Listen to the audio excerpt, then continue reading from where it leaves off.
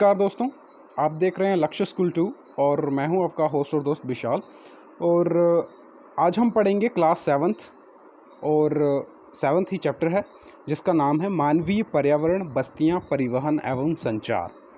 तो इस टॉपिक को हम पूरा नहीं पढ़ेंगे, जो इसमें इम्पोर्टेंट जानकारी होंगी आपके लिहाज से सिर्फ उसी को हम पढ़ेंगे, क्योंकि आपका समय जो है वो काफ़ी कीमती है। तो उसको ध्यान में रखते हुए मैं सिर्फ जो इम्पोर्टेंट जानकारी इस लेसन में है सिर्फ वही आपको देने की कोशिश करूँगा। और ऊपर आप देख रहे होंगे स्क्रीन पे आपको दिख रहा होगा मानव पर्यावरण, अन्योन्य क्रियाएं, उष्णकटिबंधीय एवं उपोष्ण प्रदेश। तो यहाँ पे कुछ और लिखा हुआ है, तो इसकी ज़्यादा फिक्र ना करते हुए, क्योंकि लेसन का नाम है मानवीय पर्यावरण, बस्तियाँ, परिवहन एवं संचार, तो आप इसी पे कंसंट्रेट करेंगे।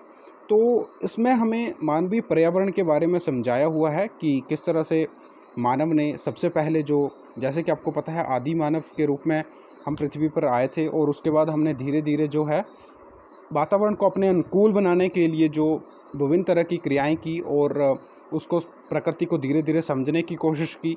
तो आज हम इस लायक हो चुके हैं कि हमने अपनी अलग बस्तियों से हम शहरों में जा चुके हैं।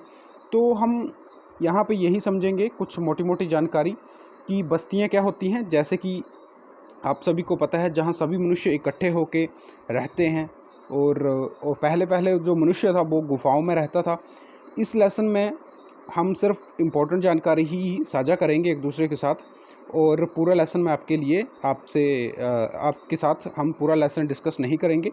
जो इम्पोर्टेंट जानकारी है आपके टैट और कमीशन के लिहाज से जो क्वेश्चन बनते हैं हम उन्हीं को डिस्कस यहाँ पर करेंगे। तो और वैसे आपकी अंडरस्टैंडिंग को बढ़ाने के लिए थोड़ा सा हम एक्स्ट्रा जानकारी इसमें यहाँ पर पढ़ लेंगे। जैसे कि हम बस्तियों के बारे में पढ़ रहे हैं, तो ये पेपर में तो नहीं आएगा कि बस्तियाँ क्या हैं और कैसी होती हैं। तो आपकी अपनी जानकारी के लिए बस हम थोड़ा सा इन्हें पढ़ेंगे ताकि हमें ज़्यादा समय तक हम अंडरस्टैंड और याद रख सकें। तो चैप्टर का नाम जैसा कि था बस्तियाँ, परिवहन एवं संचार। तो किस तरह से हमने परिवहन की स्टार्टिंग की थी। तो परिवहन में सबसे पहले आपको पता है टायर का जो इस्तेमाल जो था वो किया था। उसके बाद हमने धीरे धीरे पशुओं के साथ उन टायरों को बांध करके और उसके साथ फिर माल को इधर से उधर ढोने का कार्य शुरू किया। इस तरह से हमने परिवहन की स्टार्टिंग की। और संचार सबसे पहले हम सिर्फ इशारों में ही करते थे, उसके बाद हमने लैंग्वेज डेवलप की, और धीरे धीरे जैसे मानव जो है वो सीखता चला गया, और आज हम इस लायक हो चुके हैं कि हम फ़ोन पे या कंप्यूटर पे पढ़ रहे हैं। तो आप आगे हम साथ साथ में इसको मैं करता चलूँगा, आप देखते चलें। तो बस्तियां जो है वो स्थायी अस्थायी दो तरह की होती हैं। स्थायी बस्तियां जहाँ पर हम स्थायी रूप से रहते हैं, और अस्थायी बस्तियां जहाँ पे हम कुछ दिनों के लिए या कुछ समय के लिए टिकते हैं, तो उसे हम अस्थायी बस्तियां कहते हैं। तो चित्र में आपको मानव बस्ती दिख रही होगी, किस तरह से मानव बस्तियां यहाँ पर घर बने हुए हैं, और पानी भी आपको साथ में दिख रहा होगा। तो इस तरह से हमने बस्तियां यहाँ पर देखी। और आज की जो बस्तियां आप शहरों को देखते होंगे तो वो इस प्रकार से आपको दिखते होंगे। तो आज हम इस लायक हो चुके हैं। और जो गांव में आप देखते होंगे तो आपको इस तरह के हिमाचल में ख़ास तौर पे जो हमारे पहाड़ी इलाके हैं वहाँ पर आप इस तरह से घर देखते होंगे। तो ये प्रकीर्ण बस्ती है, यानी आपको बहुत रेयर चांस है ऐसी बस्तियाँ आपको दिखती हैं। ज़्यादातर बस्तियाँ जो आपको संघन बस्तियाँ आजकल देखने को मिल रही हैं, क्योंकि हमारी आबादी जो है वो भी काफ़ी ज़्यादा बढ़ गई है।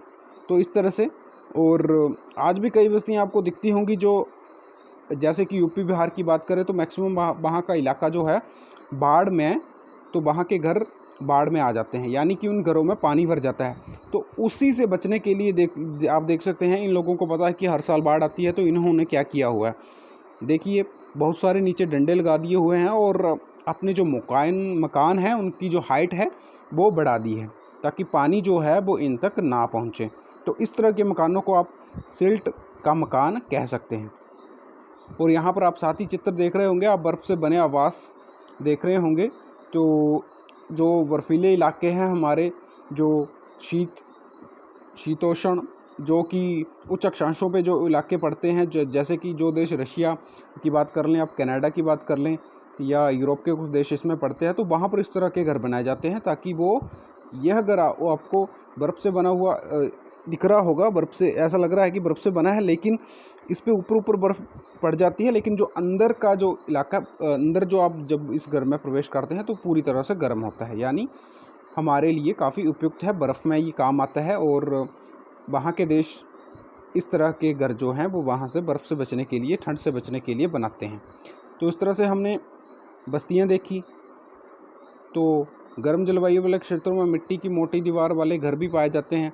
जैसे जहाँ पर अधिक गर्मी पड़ती है तो वहाँ पर मोटी मिट्टी की जो दीवारें हैं वो बनती है, और जिनकी छतें वो हम फूस, जो घास फूस होता है वहाँ से बनाते हैं ताकि वो ठंडी रहें। तो इस तरह से हमने बस्तियाँ जो अपने वातानुकूल के अनुसार बनाई हैं। तो आगे हम परिवहन देखेंगे। तो परिवहन आपको पता है क्या है, आवागमन के साधन को हम परिवहन कहते हैं। यहाँ पर आप देख रहे होंगे घोड़ा आपको दिख रहा होगा और पीछे गाड़ी लगी हुई है जिसे घोड़ा गाड़ी कहते हैं, और इसे हमने यातायात के लिए, अपने यातायात के लिए हमने इसे बनाया है, प्रयुक्त किया हुआ है। तो यातायात के लिए हम गधे, खच्चर, बैल, ऊँट आदि का इस्तेमाल करते हैं। तो इस तरह से तिब्बत में आपको याक देखने को मिलते हैं। तो याक के द्वारा वहाँ पर गाड़ियाँ बनाई जाती हैं, और इस तरह से समुद्री मार्ग और थलीय मार्ग भी आते हैं, जिनमें समुद्री मार्ग पर हमने पहले तो नौका और अब तो बड़े बड़े जहाज़ बनाने हमने, और बड़े बड़े जहाज़ों के माध्यम से हम यातायात करते हैं, और ये काफ़ी इम्पोर्टेंट भी है। और बड़ा सारा जो हमारा माल है एक देश से दूसरे देश में इन्हीं बड़े बड़े जहाज़ों के द्वारा जाता है। तो हमने हवाई यात्रा के लिए भी परिवहन को द्रुत, यानी जल्दी पहुंचने वाली जो परिवहन है उसे कहते हैं द्रुत।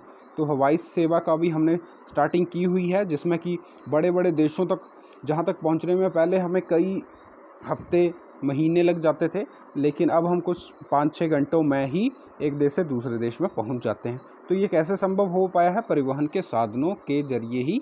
तो परिवहन के साधन हम यहाँ पर देख रहे हैं। आगे हम देखेंगे परिवहन के साधन के लिए हम कौन कौन से मार्गों का प्रयोग करते हैं। सड़क मार्ग का, जल मार्ग का और वायु मार्ग का प्रयोग करते हैं।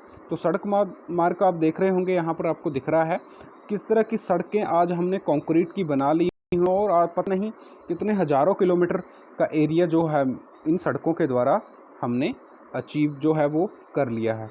यानी वहाँ तक हमारी पहुँच एक स्थान से दूसरे स्थान तक हो चुकी है, और हमने सड़क परिवहन को दुरुस्त कर लिया है। अभी भी काफ़ी काम भारत को करना पड़ेगा। अभी आप देख रहे होंगे साथ ही यहाँ पर कच्ची सड़कें, तो कच्ची सड़कें भी आपको देखने को मिलती हैं। ये इसीलिए यातायात सड़क मार्ग का काम करती हैं, जिससे कि हमारा सामान जो है हम एक स्थान से दूसरे स्थान तक आसानी से पहुंच जाते हैं। यहाँ पर एक इम्पॉर्टेंट बात की बात करेंगे। आप जो क्वेश्चन इम्पोर्टेंट है उसकी जानकारी हम ले लेते हैं। तो यहाँ पर आपको दिख रहा होगा एक क्वेश्चन, अगर जिसकी बात करूँ मैं, तो यहाँ पर आपको दिख रहा है हिमालय पर्वत पर मनाली लेह राजमार्ग विश्व का सबसे ऊंचा सड़क मार्गों में से एक है। आईएमपी क्वेश्चन है ये आपके लिए। कौन सा विश्व का सबसे जो ऊंचा, सबसे ऊंचे सड़क मार्ग की अगर बात करें तो वो है मनाली लेह सड़क मार्ग। तो इस क्वेश्चन को आप याद कर लें। हिमालय पर्वत जहाँ पर लिखा हुआ है हिमालय पर्वत पर मनाली लेह राजमार्ग विश्व में सबसे ऊंचे सड़क मार्ग हैं। तो ये जो है वो सबसे ऊंचा सड़क मार्ग है। ये क्वेश्चन काफ़ी इंपॉर्टेंट है और इसे आप याद रखेंगे। भूमिगत सड़कों को भूमिगत मार्ग या सबवे भी कहते हैं। तो इस तरह से हमने एक इम्पॉर्टेंट क्वेश्चन की बात कर ली है, और परिवहन, बस्तियां, सड़कों के बारे में हमने समझ लिया है। साथ ही एक और इम्पॉर्टेंट क्वेश्चन आप यहाँ पर देख रहे होंगे। जाइनिंग में से लहासा के बीच चलने वाली रेल मार्ग जो है वो समुंदर से 4000 मीटर की ऊंचाई पर चलती है, जिसका सबसे ऊंचा बिंदु समुंदर तल से 5072 मीटर पर है। तो जाइनिंग से लहासा जो एक रेलगाड़ी चलती है ये यहाँ से 4000 मीटर की ऊंचाई पर चलती है। इस बात को आप याद रखें। साथ ही अगर हम रेल मार्गों की बात करें तो रेल मार्ग के द्वारा तीव्रता से कम खर्च में हम आवागमन को, यानी एक स्थान से दूसरे स्थान तक आसानी से पहुंच जाते हैं। तो हमने वाष्प के इंजन की खोज की और औद्योगिक क्रांति रेल परिवहन के तीव्र विकास में सहायता हमें मिली। तो डीजल एवं विद्युत इंजनों ने व्यापक रूप से वाष्प इंजनों का स्थान लिया है, जिसके कारण जो है वो ट्रेन और ज़्यादा गति से चल रही है। आजकल आप बुलेट ट्रेनें देख रहे होंगे जो कि चाइना, जापान और इंडिया ने भी बनाई हुई है। तो जापान की सहायता से इंडिया ने भी बनाई हुई है बुलेट ट्रेन। तो उसकी रफ्तार जब आप देखते होंगे तो वो 400 से 500 किलोमीटर के बीच में चलती है। तो इतनी ज़्यादा रफ्तार वाली ट्रेनें भी आज हमने आविष्कार कर लिया है, लेकिन इसकी स्टार्टिंग जो हुई थी वो कोयले से हुई थी और उसके बाद वाष्प इंजन बना हुआ था और साथ ही साथ डीजल और बिजली से चलने वाली ट्रेनों का भी हमने आविष्कार किया। तो एक और साथ ही हम इम्पोर्टेंट क्वेश्चन देखेंगे। यहाँ पर आपको दिख रहा होगा, ट्रांस साइबेरियन रेल मार्ग विश्व में सबसे लंबा रेल मार्ग है। तो क्वेश्चन आ भी सकता है कि विश्व का सबसे लंबा रेल मार्ग कौन सा है। तो ये आप बता सकते हैं कि ट्रांस साइबेरियन जो रेल मार्ग है वो। तो शुरू होता है सेंट पीटर्सबर्ग से और कहाँ तक चलती है ट्रेन, तो इसकी ट्रेन जो है व्लादिवोस्तोक तक चलती है। तो आप देख रहे होंगे सबसे लंबा रेल मार्ग रशिया का मैं आपको मैप दिखा रहा हूँ, जहाँ पर आपको दिख रहा होगा सेंट पीटर्सबर्ग से ट्रेन चलनी शुरू होती है, साथ ही मॉस्को से होते हुए कहाँ तक जाती है, व्लादिवोस्तोक तक। तो ये जो ट्रेन है, रेलवे लाइन है, सबसे लंबी रेल मार्ग है। कौन सी? ट्रांस साइबेरियन रेल मार्ग। स्टेशन आपका नाम याद रख सकते हैं आप, सेंट पीटर्सबर्ग से चलती है और व्लादिवोस्तोक तक चल जाती है। तो काफ़ी इंपॉर्टेंट है ये भी। यहाँ पर हमने 2-3 क्वेश्चन डिस्कस कर लिए हैं इंपॉर्टेंट। और यहाँ पर आप जलमार्ग देख रहे होंगे। जलमार्ग भी 2 तरह का होता है, एक अंतर्देशीय जलमार्ग और समुद्री मार्ग, जहाँ पे हम एक देश से दूसरे देश में जाते हैं। और जो अंतर्देशीय है वहाँ पर एक राज्य से दूसरे राज्य में भी हम जो है नदियों के माध्यम से परिवहन जो है वो करते हैं। कहाँ से? जलमार्ग के द्वारा। तो जलमार्ग भी हम यहाँ पर देख चुके हैं। जलमार्ग क्या होता है? जल के द्वारा बना हुआ जो रास्ता, यानी हम एक स्थान से दूसरे स्थान तक इसकी मदद से भी पहुँचते हैं, तो इसे हम जलमार्ग कहेंगे। और साथ ही साथ अगर आप वायुमार्ग की बात करें तो वायुमार्ग, तो वायु से चलने वाला जो है वो सबसे तीव्र मार्ग होता है। ये ईंधन की लागत अधिक होने के कारण ये थोड़ा सा महंगा है, लेकिन सबसे जल्दी अगर आपने किसी स्थान पर पहुंचना हो तो यह मार्ग जो है वो आपके बड़े काम का आता है। यानी लंबी लंबी दूरी जो हमने तय करनी होती है वो हम वायु मार्ग के द्वारा आसानी से कर सकते हैं। तो इस तरह से हमने वायु मार्ग के बारे में जान लिया है। अब हम देखेंगे संचार। तो संचार क्या होता है? एक स्थान से दूसरे स्थान तक अपनी विचारों को पहुंचाना संचार कहलाता है। कहाँ से? एक स्थान से दूसरे स्थान तक अपने विचारों को आदान प्रदान करना संचार कहलाता है। और तकनीकी विकास के साथ साथ मानव संचार ने तीव्र साधनों का विकास कर लिया है। तो अब आप कई तरह के साधन देखते होंगे, संचार के साधन, जिसमें आपको यहाँ पर रेडियो दिख रहा है, टीवी दिख रहा है, टेलीफोन, मोबाइल दिख रहा है, कंप्यूटर दिख रहा है, साथ ही फैक्स मशीन आपको दिख रही है। इसी के साथ साथ आपको एक लाइव टेलीकास्ट भी दिख रहा होगा, जहाँ पर पर्दे पे कुछ दिखाया जा रहा है, यानी एक रंगमंच। तो इससे भी हम संचार जो है वो एक कोई संदेश देते हैं लोगों को। तो ऑडियंस को संदेश पहुंचाना ये भी संचार के माध्यम में ही आता है। तो इस तरह से इंटरनेट के माध्यम से विश्व भर में केवल सूचना परस्पर समीपता ही नहीं बड़ी है, साथ ही साथ हमने अधिक सुखमय साधनों का प्रयोग जो है वो हमने करना सीख लिया है। और यहाँ पर आप देखते होंगे कि इंटरनेट के माध्यम से हम विश्व भर में कोई भी सूचना एकदम से पहुँचा देते हैं, जो कि पहले संभव नहीं था। और या संभव भी था तो उसमें बड़ा ज़्यादा टाइम लग जाता था संदेशा आने और जाने में।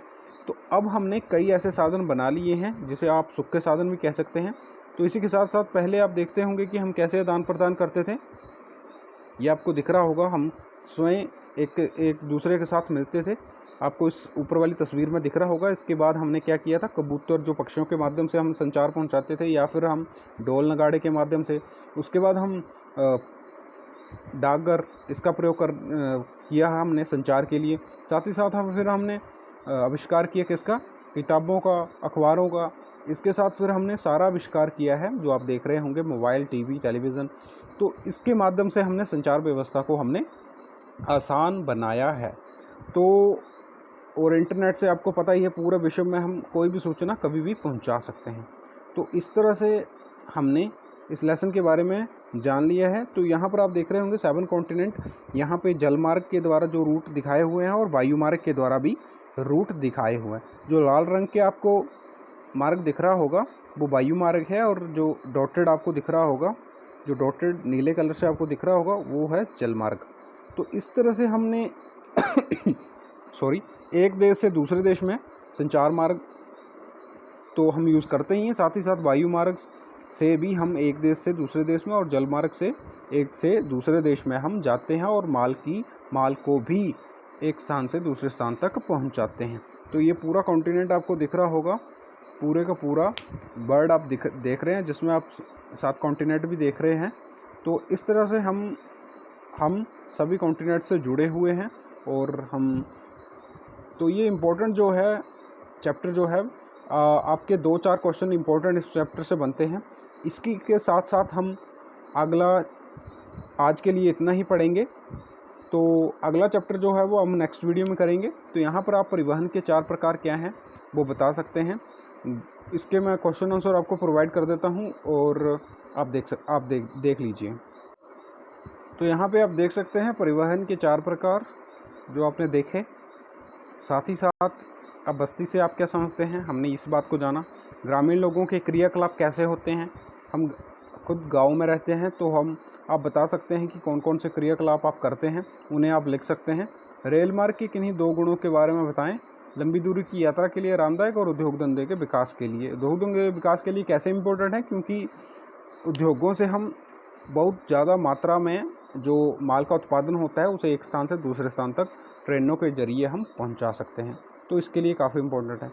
और संचार, सूचना का आदान प्रदान संचार है। जनसंपर्क के माध्यम यानी लोगों के साथ संपर्क आप क्या कर सकते हैं, समाचार पत्रों से, रेडियो टेलीविज़न से, और तो इस तरह से आप बता सकते हैं। उसी तरह सही उत्तर चिन्हित करें, इनमें से कौन संचार का साधन नहीं है। तो मेज़ जो है वो संचार का साधन नहीं है। साथ ही साथ इनमें से कौन सड़क का भूमिगत निर्माण है। तो फ्लाईओवर, एक्सप्रेसवे और सबवे। तो सबवे जो है वो सड़क का भूमिगत निर्माण है। इसी के साथ आप अगला देख रहे होंगे, किसी द्वीप पर पहुंचने के लिए निम्न में से कौन सा यातायात का साधन उपयुक्त है, यानी एक द्वीप से दूसरे द्वीप तक। तो जहाज। तो द्वीप हमने पिछले चैप्टर में पढ़ा था, द्वीप क्या होता है, जो चारों तरफ से जल से घिरा हुआ इलाका होता है। तो यहाँ पर हम जहाज के द्वारा पहुँच सकते हैं। यातायात का कौन सा पर्यावरण को प्रदूषित नहीं करता है। तो बस, आपको पता है कि बस में पेट्रोल डलता है या डीजल डलता है और उसके बाद जो है वो धुआं कार्बन मोनोऑक्साइड तो ये छोड़ते हैं, और जिसके क्या होता है, पर्यावरण प्रदूषित होता है। इसी तरह से हवाई जहाज भी वायुमंडल को दूषित करता है। साइकिल का प्रयोग आप ज़्यादा से ज़्यादा करने की कोशिश करें, जिससे हम अपने पर्यावरण को प्रदूषित होने से बचा सकते हैं। निम्नलिखित स्तंभों को मिलाकर सही जोड़े बनाएं। तो ये आप चैप्टर देख रहे होंगे, आप स्क्रीनशॉट ले सकते हैं या आप वीडियो को पॉज करके क्वेश्चन आंसर लिख सकते हैं। ये मैं 7th क्लास के बच्चों के लिए प्रोवाइड करवा रहा हूँ। तो इस तरह से हमने इस लेसन को पढ़ लिया है। काफ़ी इंपॉर्टेंट चैप्टर है, इसमें से हमने इंपॉर्टेंट क्वेश्चन थे वो हमने जान लिए हैं। अगले वीडियो में हम जानेंगे अगला लेसन। तब तक के लिए नमस्कार। और पढ़ते रहिए आप, और पेपर का इंतज़ार ना करते हुए अपने नॉलेज को बढ़ाने के लिए पढ़िए। आप काफ़ी आगे जाएंगे। मेरी शुभकामनाएं आपके साथ हैं।